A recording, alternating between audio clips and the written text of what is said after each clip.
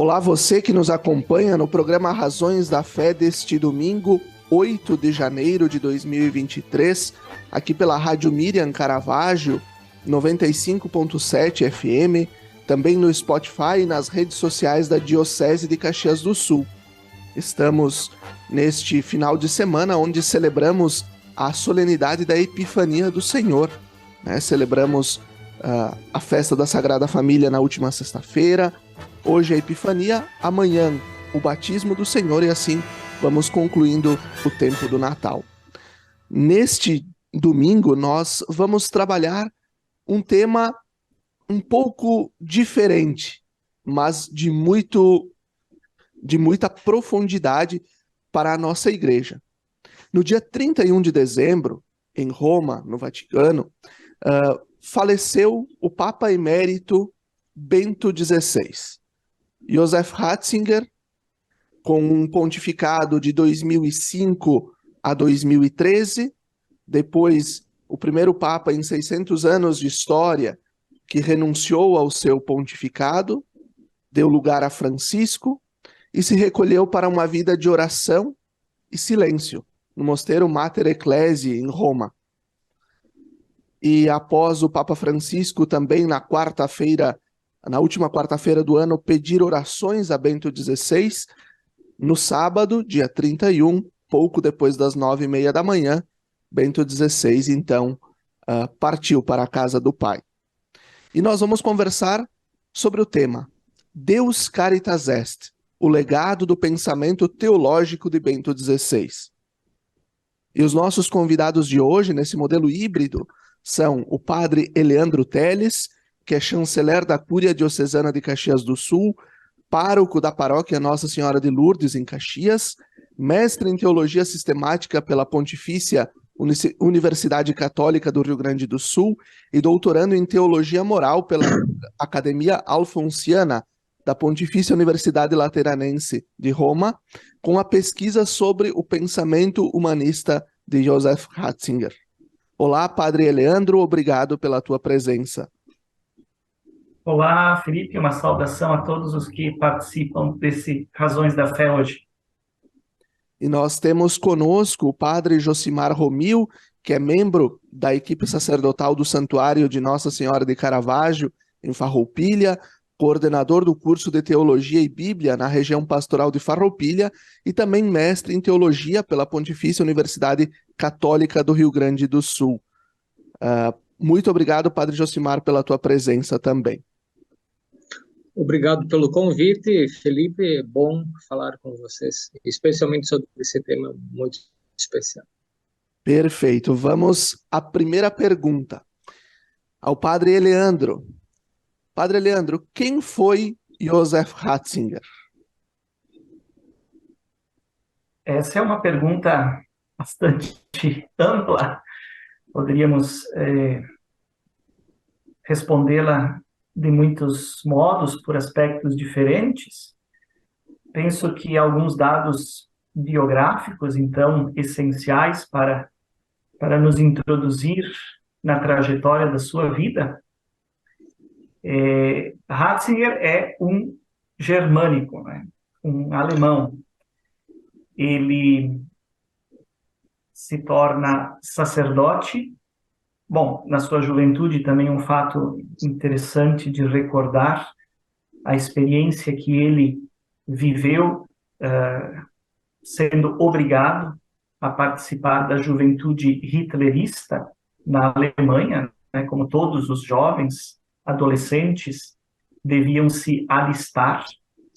Ele também teve que se alistar e serviu ao exército, chegou a ir, né, para trabalho na frente de batalha, não diretamente combatendo em campo, e isto durou alguns meses, até que houve o fim da guerra. Ele foi capturado, né, pelo exército americano, como todos os soldados hitleristas, e depois, evidentemente, foi libertado logo em seguida, pôde retornar para casa, entrou no seminário em Freising, e tornou-se sacerdote em 1951.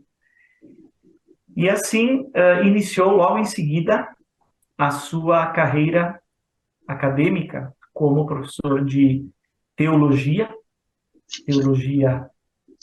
sistemática. Ele trabalhou em diversas universidades por um pouco mais de 25 anos como docente de teologia. Destacou-se por ser um teólogo jovem, com uma linguagem inovadora para a época, né? Chamou muito a atenção por este aspecto. Então, ele lecionou teologia em Freising, depois na Universidade de Bonn, em Münster, em Tübingen e em Regensburg, onde ele também foi vice-reitor por alguns anos. Despontou num cenário internacional, podemos dizer assim, com a sua participação no Concílio Vaticano II, entre 1962 a 65. Inicialmente, ele foi convidado pelo cardeal arcebispo de Colônia, o cardeal Frings, como assessor pessoal. E logo em seguida foi nomeado perito do Concílio Vaticano II, participando ativamente aí de todas as discussões, toda a assessoria oficial do Concílio Vaticano II. Nessa oportunidade, então, como jovem teólogo, esteve entre os grandes teólogos que influenciaram os textos do concílio, como Karl Rahner, von Balthasar, Congar, de Lubac, enfim, os grandes teólogos do seu tempo. E aí foi tornando-se cada vez mais conhecido. Nós temos as marcas do seu pensamento em muitos textos do concílio, como a Dei Verbum, por exemplo. E em 1977 foi, então, nomeado por Paulo VI arcebispo de Munique e Frisinga. Permaneceu 5 anos neste ofício e foi feito cardeal também nesse mesmo ano, em 77, pelo Papa Paulo VI. E em 1978 ele participa dos 2 conclaves que elegeram João Paulo I, que governou a Igreja por 33 dias apenas, e depois o conclave que elegeu João Paulo II. Em 1981 ele é chamado por São João Paulo II para ocupar um dos cargos mais importantes da Cúria Romana, como prefeito da Congregação para a Doutrina da Fé, uma função que ele ocupou por 24 anos, também foi um recorde na história recente, pelo menos da Igreja, e aí foi eleito, então, Papa, né, em abril de 2005, permanecendo praticamente 8 anos como sucessor de Pedro, e todos nós conhecemos, né, o fato da sua renúncia em 2013, depois recolheu-se a uma vida contemplativa, né, de oração, de silêncio, desta forma ajudando a Igreja com total fidelidade ao Papa Francisco. Perfeito, Padre Leandro. Esse contexto histórico, esta forma de recontar a história de Ratzinger, ela é muito importante para nós conseguirmos também agora partir para o seu pensamento teológico, né? E aí a pergunta ao Padre Josimar, a pergunta então, como ele construiu o pensamento teológico, né, o seu pensamento, e quem o inspirou? Em primeiro lugar, a Sagrada Escritura, né? O Papa Bento XVI, nos seus escritos, ele sempre recordava aspectos muito importantes da Sagrada Escritura. Então, há uma fundamentação bíblica naquilo que ele fala para toda a humanidade. Então, uma fundamentação bíblica bem consistente, bem séria, e que nos faz compreender, de fato, a verdade. Ele é muito, este tema da verdade é muito especial para ele, é o lema de ordenação dele também, de vida e ministério episcopal, cooperador da verdade. Então, como cooperador da verdade, ele, a partir da Sagrada Escritura, abordou diversos temas ao longo do seu episcopado e depois do seu ministério como Papa. Este é um aspecto, a Sagrada Escritura. Outro aspecto, certamente, são os pais da Igreja, os santos padres. Em específico, sim, Santo Agostinho. Se nós formos ler as encíclicas de São João Paulo II, ele cita muito Santo Tomás de Aquino. Bento XVI é muito inteligente a ponto de perceber aquilo que Agostinho pode contribuir para nós hoje também. Então, certamente uma de suas inspirações é Santo Agostinho, então, os santos padres. Então, um aspecto, Sagrada Escritura; outro aspecto, os pais da nossa fé; e um terceiro aspecto, poderíamos dizer, perceber a história atual. Então, dar uma palavra não apenas de repetição daquilo que alguém já disse, seja na Bíblia, seja nos Santos Padres, mas uma palavra oportuna para o tempo em que nós estamos vivendo. Então, ele, certamente com o auxílio do Espírito Santo, né, ele soube fazer isso. Vou dar um exemplo. Aconteceu o Concílio Vaticano II. Na sequência, muitas incompreensões, assim como os outros concílios ao longo da história da Igreja, foi assim. No início, há certa incompreensão por parte de algumas pessoas, ou muitas pessoas. Com o Concílio Vaticano II, na década de 60, a mesma coisa. Muitas incompreensões por parte de cristãos, de católicos, enfim. Bento XVI soube como que traduzir o Concílio Vaticano II para a nossa realidade. Então, por meio do pensamento teológico, mas também pela ação pastoral. O catecismo da Igreja Católica, que nós temos atualmente, ele foi solicitado justamente para fazer-nos compreender melhor também os aspectos que o Concílio Vaticano II colocou como importantes. Então, o Bento XVI, ou, na época o cardeal Ratzinger, né, ele coordenou o grupo que fez o catecismo da Igreja Católica que nós temos atualmente. Então, também levando em conta esse aspecto do Concílio Vaticano II. Então, não é só uma adaptação na linguagem, isto também, mas não só. Há uma compreensão de todo um outro sentido da Igreja no mundo atual. Então, é a Igreja de Cristo, a Sagrada Escritura, a Igreja que foi se expandindo no mundo todo, a partir também dos Santos Padres, mas a Igreja no mundo contemporâneo. E aí o Papa, só um exemplo, o Catecismo da Igreja Católica soube contribuir. Como é importante falarmos do catecismo, e aqui eu recordo só uma história, né, que envolve nossos dois convidados, né? Eu também estive, enquanto seminarista da nossa Diocese de Caxias do Sul, no ano de 2013, na etapa do propedêutico.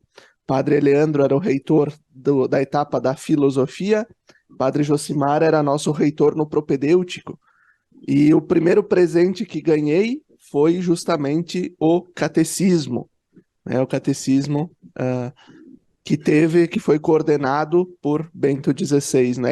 É um parêntese que vale a pena contar, porque envolve vocês dois, que são nossos convidados aqui do programa, e fala sobre a formação que vocês tanto se dedicam também, não a formação somente dos futuros padres, mas também a formação dos leigos e leigas. Ao Padre Leandro agora, a pergunta que vai nos ajudar a concluir esse bloco. Qual a importância de Joseph Ratzinger para a teologia e para o magistério da Igreja? Outra pergunta bastante ampla. Certamente, o cardeal Ratzinger, ou teólogo, Joseph Ratzinger, está entre os maiores teólogos do século XX e do início do século XXI.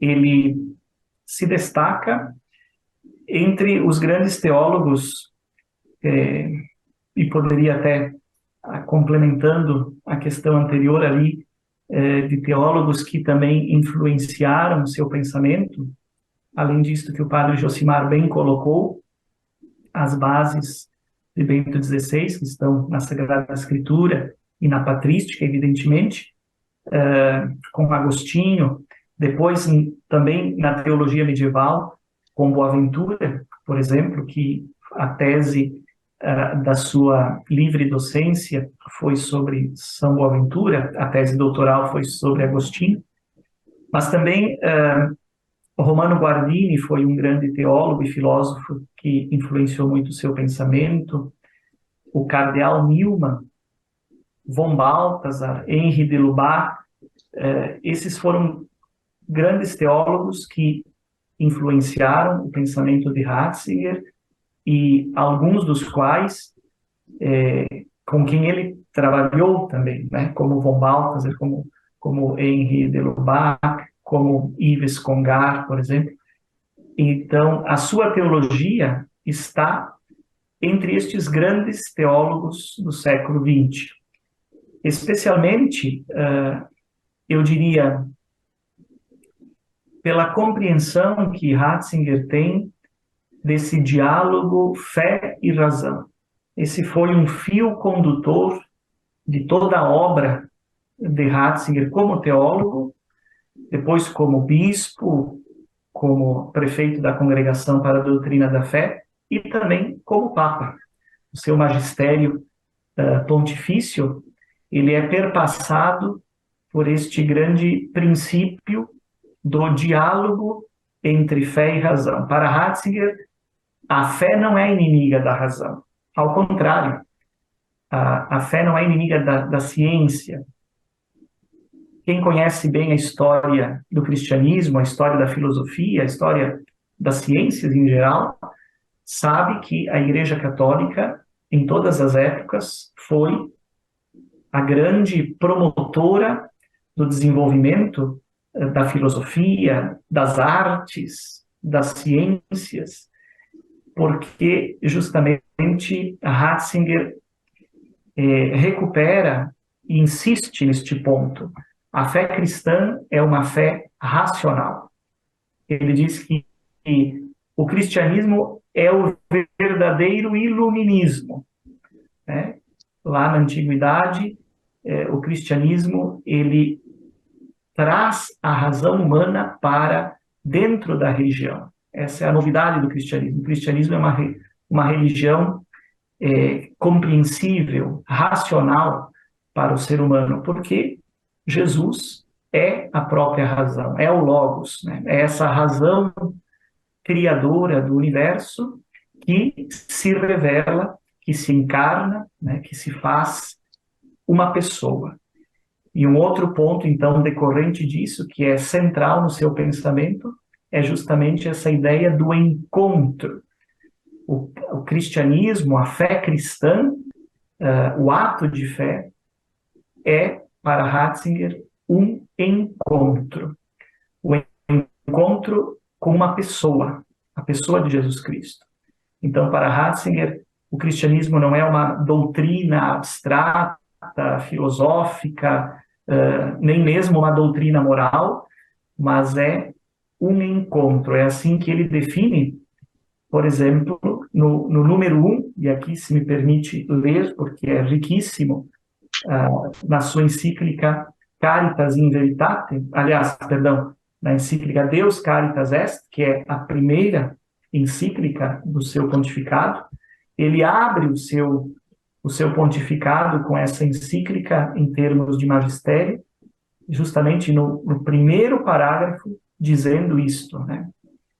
E ao início do ser cristão, não há uma decisão ética ou uma grande ideia, mas o encontro com um acontecimento, com uma pessoa que dá à vida um horizonte e, dessa forma, um rumo decisivo.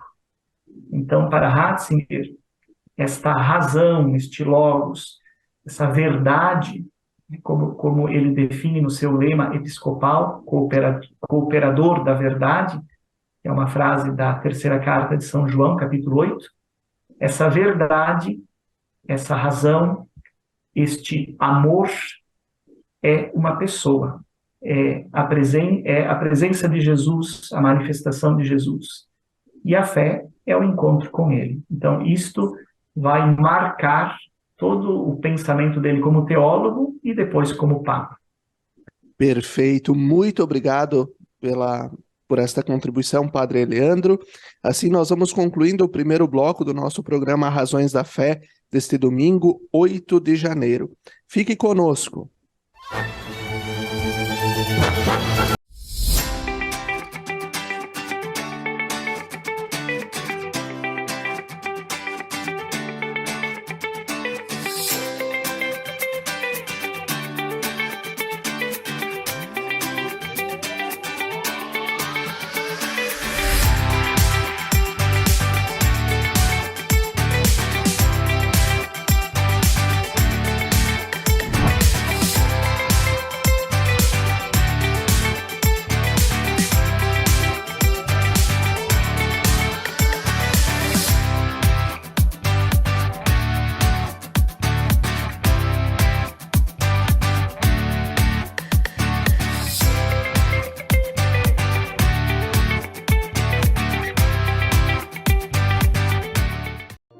Lembrai-vos, ó Puríssima Virgem Maria, que jamais se tem ouvido que deixasseis de socorrer e consolar a quem vos invocou, implorando a vossa proteção e assistência.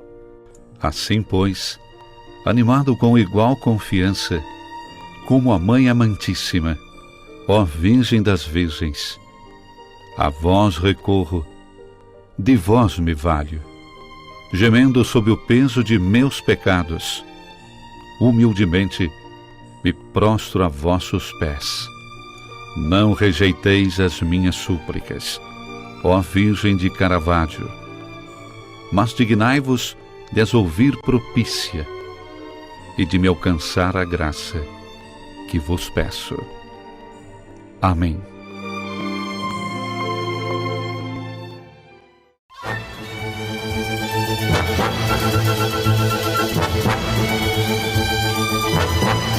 Estamos de volta com o segundo bloco do nosso programa Razões da Fé deste domingo, 8 de janeiro de 2023. Nosso tema, Deus Caritas Est.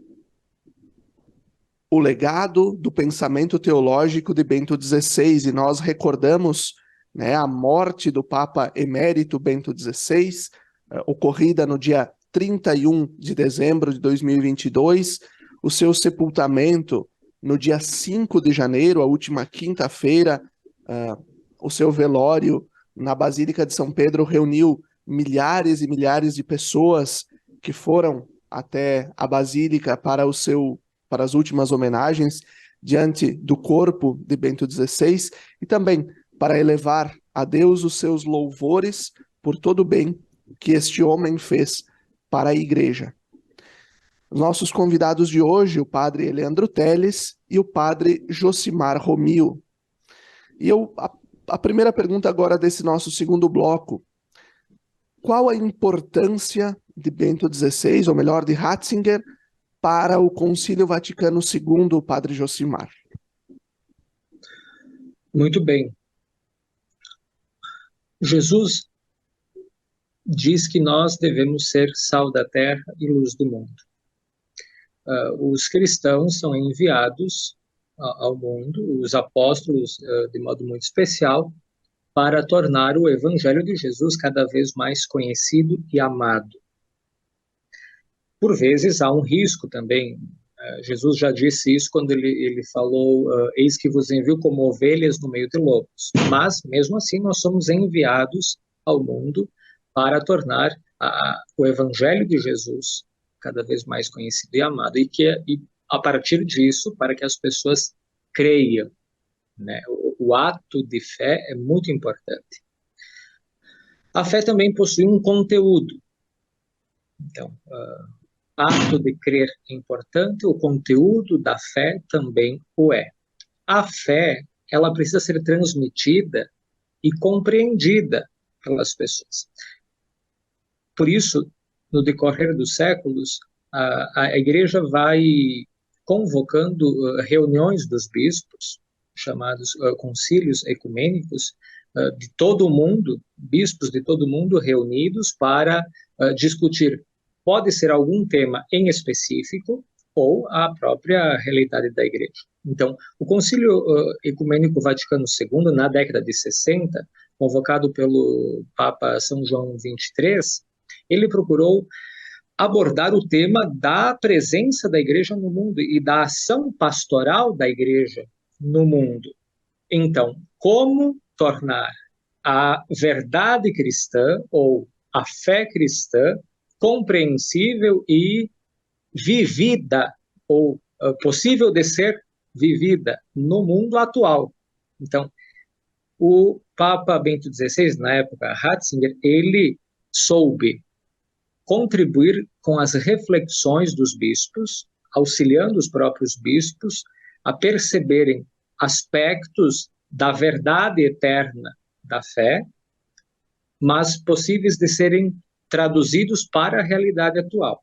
Então, ele soube, naquele período, contribuir muito para a ação da Igreja no mundo de hoje. Então, aquilo que o padre Leandro falava da nova teologia ou dos teólogos pré-Vaticano II ou na época do Concílio Vaticano II, de perceber a realidade da pessoa humana hoje. E como ser sal da terra e luz do mundo e fermento na sociedade atual.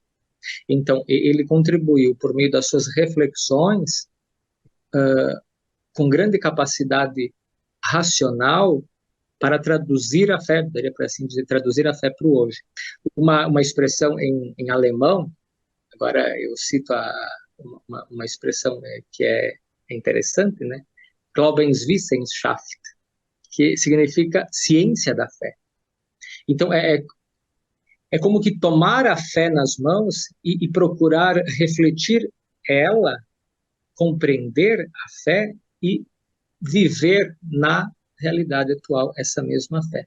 Então, quais aspectos precisam ser lapidados, quais aspectos foram como que corrompidos em alguma época e precisam ser corrigidos, porque podem ser acrescidos elementos que depois vamos rever. Então, o Concílio Vaticano II também reviu muitas coisas daquilo que havia sido introduzido no decorrer dos séculos. Outro aspecto, foram apreendidos vários elementos que não se tinha consciência antes, do início da Igreja. Por exemplo, a oração eucarística número 2, que é uma que é das mais utilizadas atualmente. Ela é a mais antiga de todas. Então, a forma de rezar, a forma de se portar, a centralidade de Cristo, a ação da Igreja nos sacramentos, então, elementos lá do início que haviam sido como que esquecidos. O colocar a Sagrada Escritura, por exemplo. Todos os sacramentos há passagens da Sagrada Escritura, nos próprios rituais.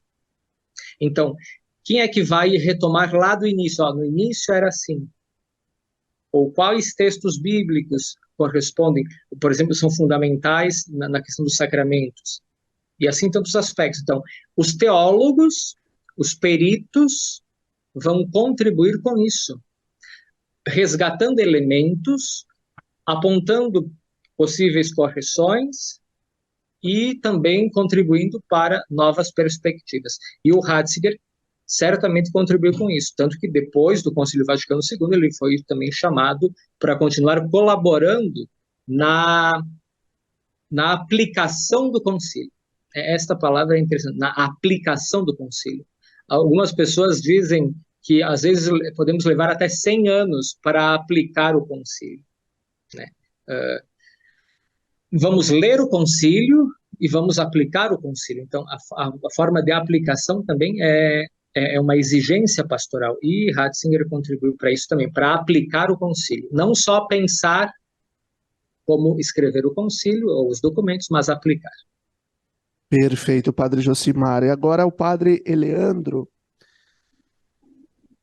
Como é que Ratzinger conseguiu, ao longo da sua vida, dos seus estudos e também depois do seu magistério, estabelecer relações tão importantes? Tu falastes antes, Padre Eleandro, e como ele conseguiu relações tão importantes entre a fé e a ciência, entre a fé e a razão? Bom, Ratzinger, ele parte deste princípio justamente do diálogo entre a fé e a razão dentro de um horizonte humanista, de uma compreensão do ser humano de forma integral, que é um dos aspectos que o Concílio Vaticano II também recupera, afirma, né, nos seus documentos, e esse diálogo entre a Igreja e o mundo contemporâneo, né, que é um dos traços também do concílio. Então, toda a atividade, toda a obra teológica de Ratzinger, e depois também o seu magistério pontifício, o seu pontificado, todas as ações que ele realiza, sempre estão neste horizonte de um diálogo com o mundo contemporâneo, com todas as áreas, com todos os âmbitos, a filosofia, as ciências, os direitos humanos, as religiões, o diálogo interreligioso, por exemplo, o ecumenismo, o diálogo com o mundo da cultura. Ele tem grandes discursos, por exemplo, nesta área, né, do diálogo interreligioso, do diálogo com o mundo intelectual. Por exemplo, o seu último discurso, antes de ser eleito Papa, que foi no Colégio dos Bernardinos, na França, que é o discurso que ele aborda toda a questão do relativismo, né, da cultura contemporânea tão marcada por um relativismo filosófico, moral, religioso. Então, ele entra em temas de fronteira, inclusive, por exemplo, questões bioéticas, né, as questões do aborto, da sexualidade, temas relacionados à família, enfim, todos estes temas que são temas atuais, polêmicos, não resolvidos, que a Igreja precisa se ocupar, e são temas do diálogo com o mundo contemporâneo, com correntes dentro e fora da Igreja que divergem, que pensam diferente. Então, Ratzinger foi um teólogo e um papa que nunca teve medo de enfrentar esse tipo de diálogo, de travar positivamente um diálogo da Igreja com o mundo.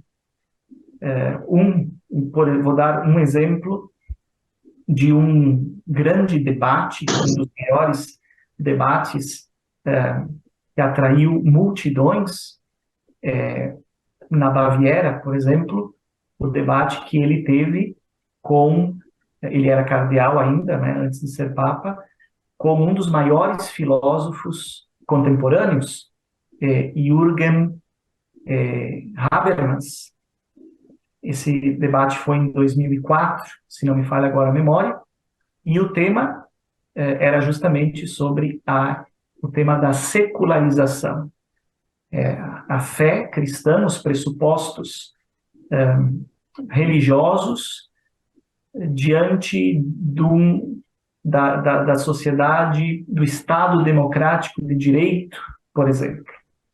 Então, temas relativos ao mundo da política, ao mundo da democracia, da laicidade, a laicidade do Estado, temas relativos à economia, todos esses temas foram explorados por Ratzinger na sua obra, como teólogo, como papa. Ele escreveu muito sobre esses temas, dialogou com muitos filósofos, teólogos, né, como o Habermas, por exemplo, filósofos ateus, por exemplo, como o Paulo Flores d'Arcais, também foi um outro grande filósofo ateu que esteve em debate com o cardeal Ratzinger, que reuniu umas 4.000 pessoas em Roma para esse debate, antes de ser papa, não é?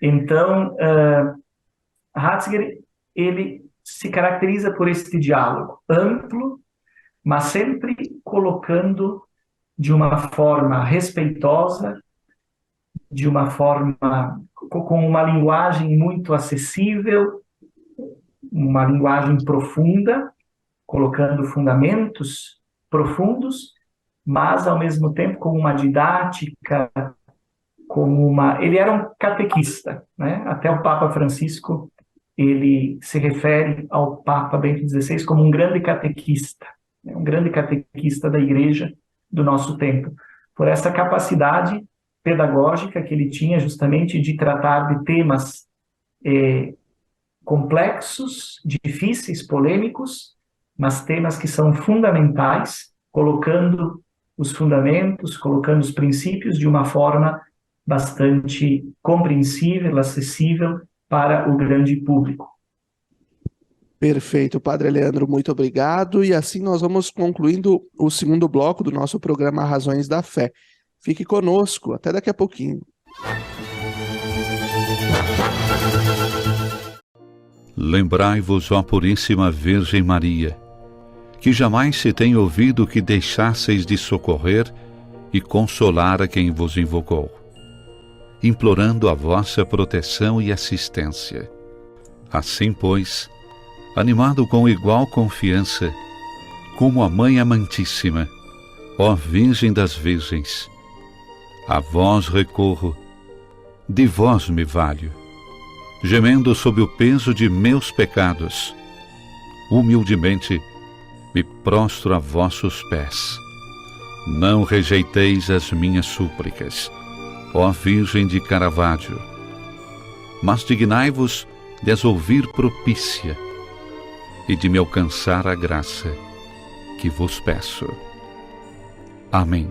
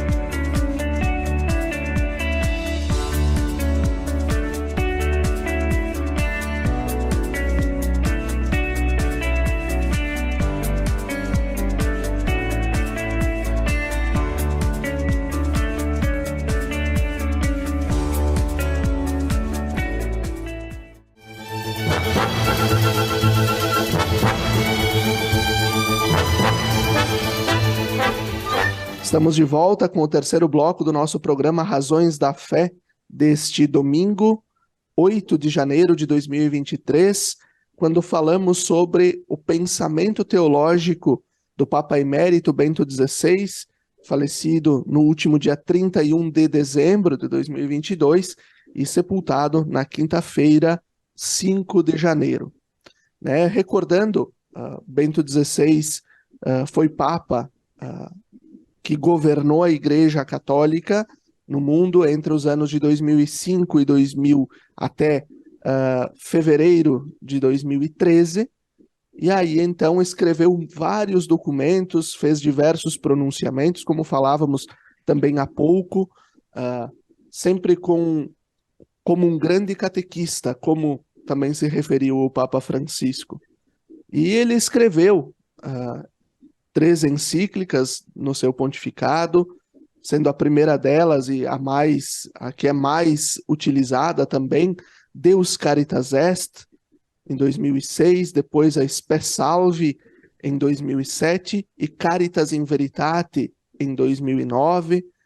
Escreveu 2 exortações apostólicas, Sacramentum Caritatis, que é após o sínodo, lá em 2007, e a Verbum Domini, que é também pós-sinodal, depois do sínodo sobre a Palavra de Deus, em 2010.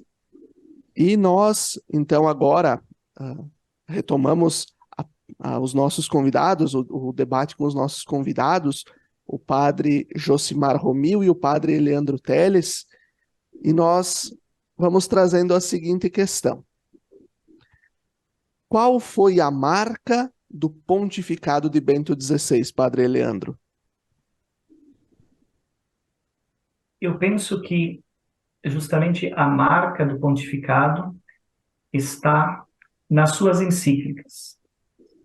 Bento XVI não escreveu tantas encíclicas como o seu antecessor, São João Paulo II, que era um filósofo e escreveu muitas encíclicas, e sempre com uma visão antropológica muito profunda.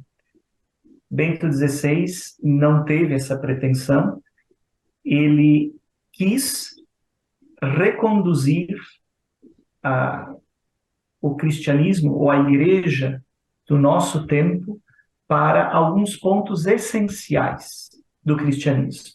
A preocupação dele foi realmente, com o seu magistério pontifício, especialmente nas encíclicas, foi apresentar ao mundo contemporâneo, nesta grande crise, como ele contextualiza a nossa época, o nosso tempo, nessa grande crise antropológica, espiritual, crise política, econômica, mas sobretudo uma crise ética, moral, né, que ele também chama de crise humana, né, uma crise do humanismo cristão.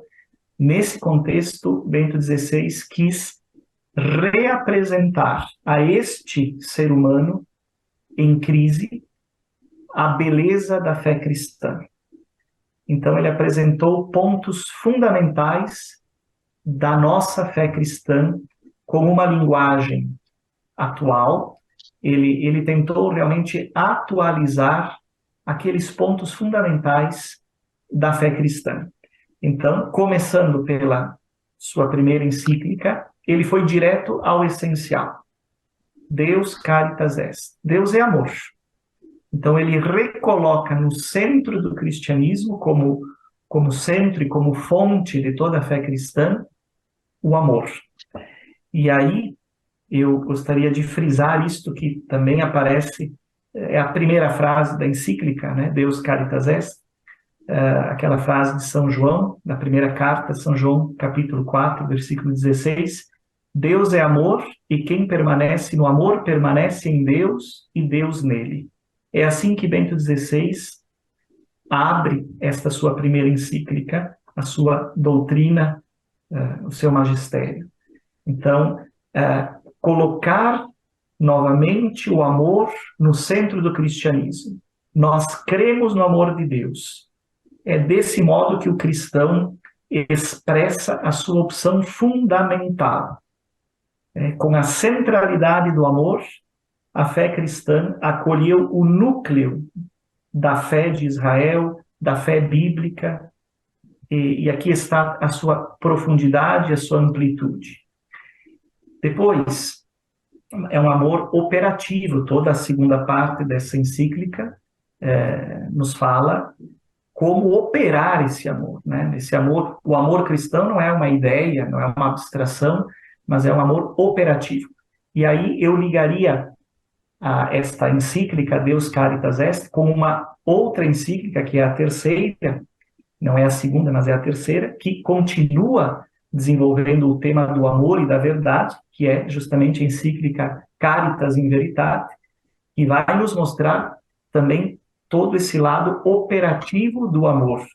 Então, é uma encíclica social que vai tratar de todos os grandes problemas políticos, econômicos, sociais do nosso tempo. A encíclica Caritas in Veritate.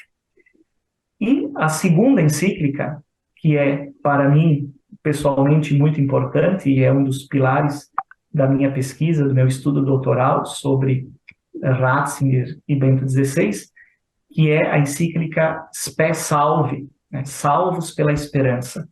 Nessa encíclica, o Papa vai reapresentar com uma linguagem atualizada, belíssima, aquelas doutrinas que são também fundamentos da fé cristã e estavam um pouco esquecidas, digamos assim, pela modernidade e também pela teologia, pela filosofia contemporâneas, que são as realidades últimas, aquilo que na teologia nós chamamos de escatologia, né? Ou seja, os fundamentos últimos da vida humana, aquilo que dá sentido, um sentido último para a existência humana. O que vem depois, né? Depois da morte, a vida eterna, a ressurreição, a justiça de Deus, a plenitude do reino de Deus, essas questões que estão totalmente ligadas com a vida presente, com o mundo presente.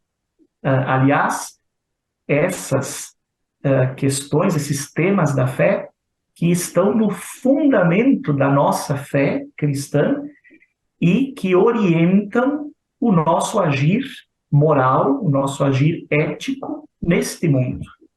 Toda a ideia da justiça, das relações humanas, da própria justiça social, tudo isso está fundamentado também naquilo que é a nossa esperança cristã, a nossa esperança última, de vida em plenitude, mas não apenas a vida material, física, a vida neste mundo, nas realidades presentes, mas também essa vida que transcende a vida eterna, né, a salvação.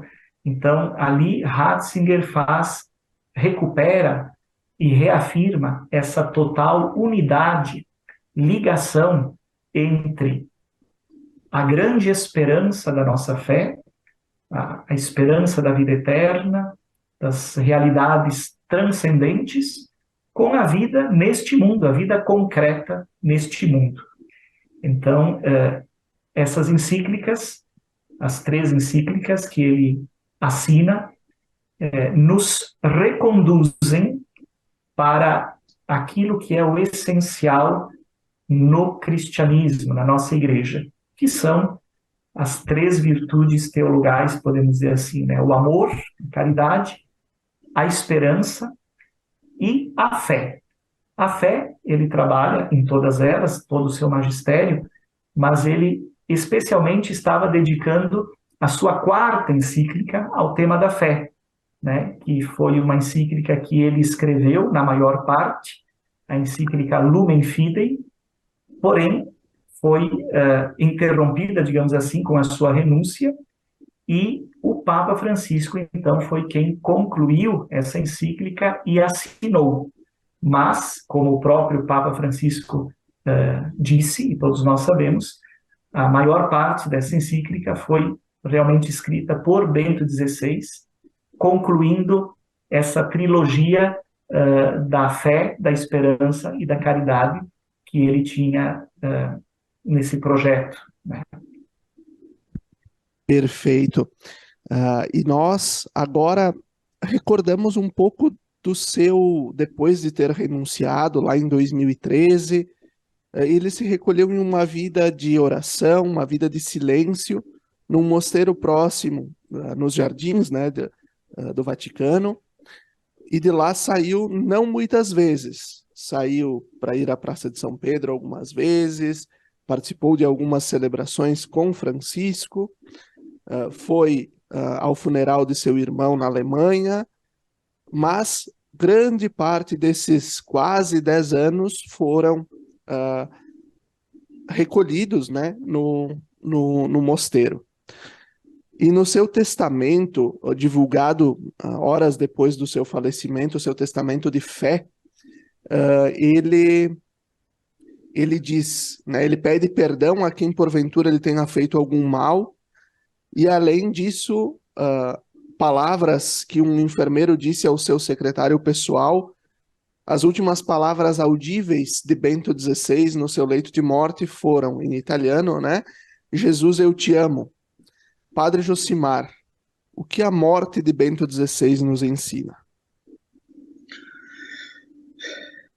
Tem uma expressão muito antiga, da época do Império Romano, mas muito útil para nós também, é memento mori. Significa lembra-te da morte, lembra-te de que vais morrer. Por isso, aproveitar bem cada momento, aproveitar bem a vida. Não no sentido carpe diem, como se não houvesse amanhã, porque há o amanhã em Deus. Então, bem entendido esse aproveitar o momento, aproveitar a vida para fazer aquilo que deve ser feito, eu diria. Um aspecto importante também que vem do cardeal Vantuan. O cardeal Vantuan, ele dizia, é preciso diferenciar Deus das coisas de Deus. Então, o trabalho que nós exercemos, o ministério, o serviço que nós dedicamos tempo, significa estar nas coisas de Deus, ou falar de Deus. Mas não necessariamente isso significa estar com Deus. Por isso o cardeal Vantuan, ele distingue essas duas coisas.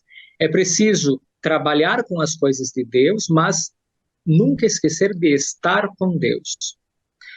Bento XVI, antes da renúncia, certamente estava com Deus. Antes de ser Papa, estava com Deus. Tinha essa vida de oração muito intensa. Nós poderíamos falar da teologia de joelhos, né? Ele não só escrevia sobre os conteúdos da fé, isso em latim é fides quae, que são os conteúdos daquilo que se crê. Ele não só escrevia sobre os conteúdos daquilo que se crê, mas ele acreditava mesmo. Ele é um homem de oração. O Papa Francisco diz que ele era um homem de... Olha o que o Papa Francisco diz. Antes de ser um grandíssimo teólogo e mestre da fé, Bento XVI é um homem que realmente acredita e reza. Um homem que personifica a santidade. Um homem de paz. Um homem de Deus. Então, depois da renúncia, certamente ele se dedicou mais a isso. Então, não tanto a este diálogo com o mundo, porque as condições físicas não permitiam mais, por isso da renúncia, não mais tantas viagens, porque a condição física impossibilitava, mas o estar com Deus. E aí a conclusão do estar na presença de Deus, do permanecer em Deus, isso é fides qua, o ato de crer, o ato da fé vivido, uma teologia de joelhos também, a conclusão com as últimas palavras, Senhor, eu te amo. Então, só pode dizer isso no final da vida aquele que realmente é de Deus. Então, após a renúncia, de uma maneira talvez mais intensa, porque de fato próxima da morte, né, a vida próxima da morte, então, este estar na presença de Deus. Eu finalizo, tem um livro, uma entrevista, que o Papa deu, uma conversa com Peter Sewald. No final, o entrevistador, ele pede sobre a morte. Olha o que ele pede para o Papa Bento XVI. O Senhor está, como já afirmou, na última fase da vida. É possível se preparar para a morte? Olha a resposta do Papa Bento XVI. Abre aspas. Abre aspas, diante da pergunta, é possível se preparar para a morte? A resposta, abre aspas, é até mesmo necessário, penso eu. Não no sentido de que agora a pessoa precisa realizar determinados atos, mas viver a partir de então o seu íntimo para que passe na última prova diante de Deus. Para que a pessoa saia deste mundo e fique diante dele e dos santos, e dos amigos, e daqueles que não foram amigos. Para que, digamos, aceite a finitude desta vida e se aproxime intimamente para se apresentar diante de Deus. Fecha aspas. O Peter Sewald pergunta, como o Senhor faz isso? Olha a resposta, abre aspas. Simplesmente em minha meditação. Sempre penso que o fim vai chegar. Tento me preparar para ele e, principalmente, para me manter presente. O importante não é o que imagino do fim, mas que eu viva na consciência de que a vida toda tende para um encontro. Fecha aspas. Isto é lindo. Encontro com Cristo, a verdade que ele anunciou. Por isso, no final, as suas últimas palavras, Senhor, eu te amo, quando do encontro com Cristo, certamente. Perfeito. Que belo ensinamento esse de Bento XVI, né? De estar também na presença de Deus por meio da oração, por meio das práticas da celebração, da leitura da palavra de Deus, da contemplação. Nós vamos concluindo o nosso programa Razões da Fé deste domingo, 8 de janeiro de 2023, nosso segundo programa do ano, onde nós abordamos justamente o pensamento teológico de Bento XVI, de Joseph Ratzinger, Papa Emérito, falecido no dia 31 de dezembro de 2022. O pensamento dele certamente fará muito bem, fez e continuará fazendo bem para a Igreja, para os próximos passos que daremos enquanto povo de Deus. Como nosso bispo Dom José sempre nos recorda, somos povo de Deus a caminho da casa do Pai. E assim nós vamos concluindo o nosso programa. Muito obrigado, Padre Josimar, Padre Eleandro, por estarem conosco neste dia refletindo sobre Bento XVI.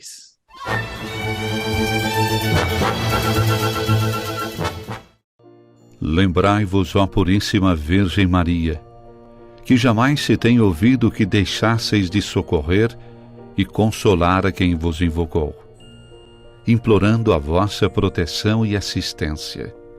Assim, pois, animado com igual confiança, como a Mãe Amantíssima, ó Virgem das Virgens, a vós recorro, de vós me valho, gemendo sob o peso de meus pecados, humildemente me prostro a vossos pés. Não rejeiteis as minhas súplicas, ó Virgem de Caravaggio, mas dignai-vos de as ouvir propícia e de me alcançar a graça que vos peço. Amém.